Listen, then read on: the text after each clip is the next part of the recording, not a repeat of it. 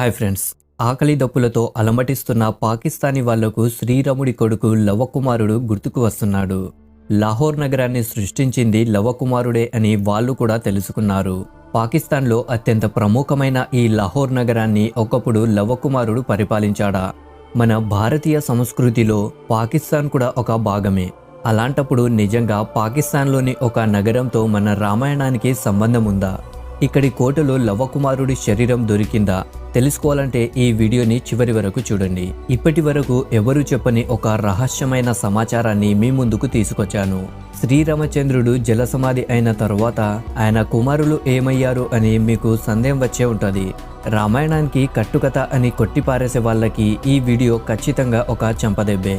లాహోర్ని ఒకప్పుడు లవపురం అని పిలిచేవారా? శ్రీరామచంద్రుడి కొడుకు లవకుమారుడి పేరు మీదుగా ఏర్పడిందా? ఇది తెలుసుకునే ముందు ఒక చిన్న సంఘటన తెలుసుకోవాలి. ఒకసారి జైపూర్లో రామ్లీలా కార్యక్రమాన్ని నిర్వహించారు. ఈ కార్యక్రమం ఎంతో గొప్పగా ముగిసింది. రామ్లీలా ముగిసిన తరువాత భక్తులందరూ కూడా జై శ్రీరామ్ అంటూ శ్రీరామచంద్రుడిని కీర్తించారు. అయితే ఆ సమయంలో అక్కడ ఒక వ్యక్తి కూడా ఉన్నాడు. అతను హిందువు కాదు, వేరే మతానికి చెందిన వ్యక్తి. ఆయన ఉన్నట్టుండి గట్టిగా నవ్వడం మొదలుపెట్టాడు. ఈ రామాయణం ఒక కల్పిత కథ. హిందువులు రాముని దేవుడిగా భావిస్తున్నారు గాని అసలు రాముడు అనేవాడే లేడు అని ఆ వ్యక్తి అరుస్తూ హేళన చేస్తూ ఉన్నాడు. దాంతో రాముడి వేషం వేసుకున్న కేశవ శర్మకి కోపం వచ్చింది. ఒక హిందువేతర వ్యక్తి తన సనాతన ధర్మాన్ని, తన మతాన్ని అవహేళన చేస్తూ మాట్లాడడం తనకి నచ్చలేదు. అప్పుడు కేశవ శర్మ ఆ వ్యక్తితో, మా రామాయణం కల్పిత పురాణం కాదని, రాముడు ఈ నేల మీద తెరికారినట్టు ఆధారం ఉందని నీకు నేను నిరూపిస్తాను. కేవలం మీరే కాదు, మా రామాయణాన్ని రాముని తక్కువ చేసి మాట్లాడే అందరి నోర్లు మూయిస్తాను అని ఛాలెంజ్ చేశాడు. కేశవ శర్మ ఛాలెంజ్ అయితే చేశాడు, కానీ రాముడికి సంబంధించిన ఆధారాలను ఎక్కడి నుండి తీసుకురావాలో అతనికి అర్థం కావడం లేదు. అతను జైపూర్లోనే నివసిస్తూ ఉంటాడు. అయితే జైపూర్లో ఉన్న లవకుమారుడి వంశస్థుల గురించి కేశవ శర్మ తెలుసుకున్నాడు. ఆయన పేరు మహారాజా భవానీ సింగ్. ఆయన ఇప్పుడు కూడా జైపూర్లోనే నివసిస్తూ ఉన్నాడు. కేశవ శర్మ భవానీ సింగ్ను కలిసినప్పుడు సనాతన ధర్మానికి సంబంధించిన ఎన్నో సమాచారాలు తెలుసుకున్నాడు. భవానీ సింగ్ చెప్పిన మాటల్లోనే ఆయన ఒక విషయం తెలుసుకొని ఎంతగానో ఆశ్చర్యపోయాడు.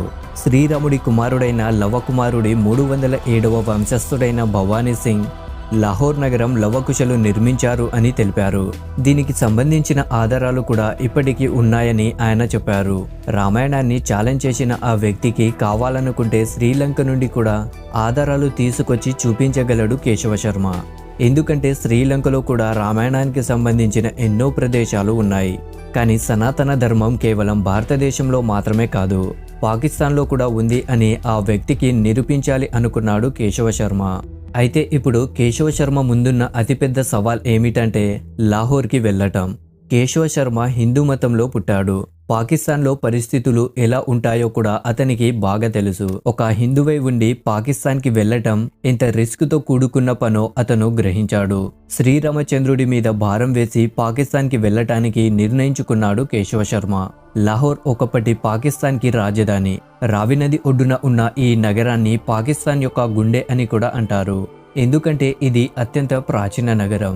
వాల్మీకి రామాయణం ప్రకారం మనకు తెలిసిందేమిటంటే శ్రీరామచంద్రుడు జలసమాధి అయ్యే ముందు తన పెద్ద కొడుకు లవుడిని ఉత్తరం వైపు, కుశుడిని దక్షిణం వైపు పంపించారు. లాహోర్ నగరాన్ని ఒకప్పుడు లవపురం అని పిలిచేవారు. కేశవ శర్మ లాహోర్ వెళ్లి ఒక పురాతనమైన కోటను చేరుకున్నాడు. అక్కడ లవకుమారుడికి సంబంధించిన ఒక గుడిని కూడా ఆయన సందర్శించారు. కానీ ఆ గుడి ప్రస్తుతం నిర్మానుష్యంగా ఉన్నట్టు ఆయన గమనించారు. పాకిస్తాన్లో ముస్లింలు ఎక్కువగా ఉండడం వల్ల ఆ గుడి బాగోగులు కూడా ఎవరూ పట్టించుకోవడం లేదు. కానీ అక్కడ చూసిన ఒక దృశ్యం అతని మతిని పోగొట్టేసింది. లాహోర్లోని ఒక మందిరంలో లవకుమారుడి సమాధిని చూశాడు కేశవ శర్మ. అంతేకాకుండా ఆయనకు ఒక గ్రంథం కూడా దొరికింది. ఆ గ్రంథంలో లాహోర్ని ఒకప్పుడు లవపురం అని పిలిచేవారని తెలుసుకున్నాడు కేశవ శర్మ. తన సనాతన ధర్మం, సంస్కృతి పాకిస్తాన్లో కూడా ఉందని తెలుసుకొని ఎంతో సంతోషించాడు. వెంటనే ఆ కోటను కెమెరాతో రికార్డ్ చేసుకున్నాడు. తనకు దొరికిన ఆధారాలన్నింటినీ వీడియో రూపంలో భద్రపరిచి జైపూర్కి వచ్చేశాడు కేశవ శర్మ. ఆ తర్వాత ఆధారాలను రామాయణాన్ని అవహేళన చేసిన వ్యక్తికి చూపించాడు. వాటన్నిటినీ చూసి ఆ వ్యక్తికి మతిపోయింది.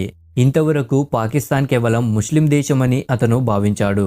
కానీ అక్కడ సనాతన ధర్మానికి చెందిన మహిళలను చూసేసరికి అతనికి నోట మాట రాలేదు. వెంటనే కేశవ శర్మను క్షమాపణలు కోరాడు.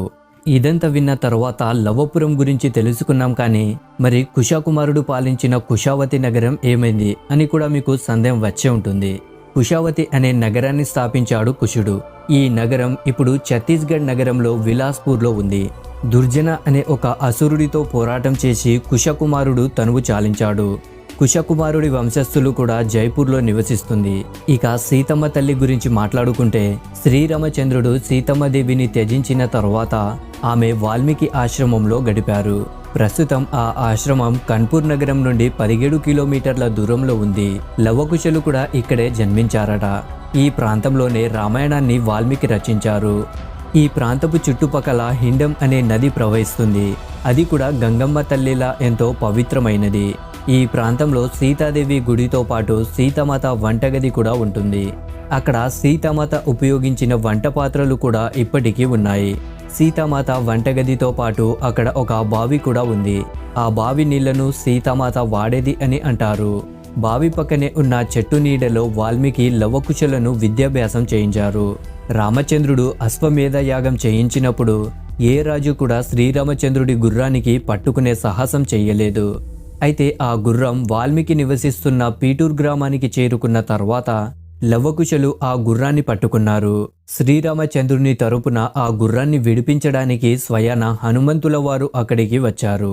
లవకుశలు హనుమంతుడిని, ఆయనతో పాటు వచ్చిన లక్ష్మణుణ్ణి కూడా బంధించారని పురాణాలు చెబుతున్నాయి. ఇదే ప్రాంతంలో సీతామాత భూమిని చీల్చి దేహాన్ని త్యాగం చేసింది అని కూడా అంటుంటారు. భారతదేశంలో మనం ఏ ప్రాంతానికి వెళ్ళినా సరే రామాయణం యొక్క ఆధారాలు దొరుకుతూనే ఉంటాయి. అయినప్పటికీ కూడా కొంతమందికి రామాయణం నిజంగా జరిగింది అని నమ్మాలనిపించదు. ఈ వీడియో ఖచ్చితంగా నమ్మేలా చేస్తుంది అని నమ్ముతున్నాను. మన ధర్మాన్ని అవహేళన చేస్తూ చులకనగా మాట్లాడే వారికి ఈ వీడియో షేర్ చేయండి. సో ఫ్రెండ్స్, ఈ వీడియో నచ్చితే ఒక లైక్ చేసేయండి. అలాగే మన ఛానల్ని సబ్స్క్రైబ్ చేసుకోండి. Thank you friends, thank you for watching.